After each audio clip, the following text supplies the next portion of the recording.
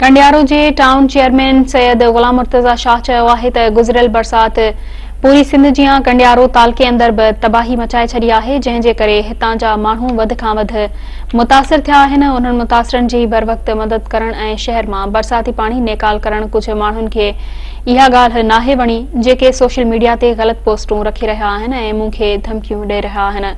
Syed Ghulam Murtaza Shah national press club में press conference कंदे चयो त शहर में सफ़ाई जे हवाले सां कुझु मसला आहिनि, शहरियुनि जूं शिकायतूं आहिनि। हुन चयो त उन हवाले सां आउं टाउन जे वाइट कॉलरनि खे वार्निंग ॾियां थो त पंहिंजी ड्यूटी कयो, जेके वाइट कॉलर ड्यूटियूं न कंदा उन्हनि ख़िलाफ़ कार्रवाई कई वेंदी।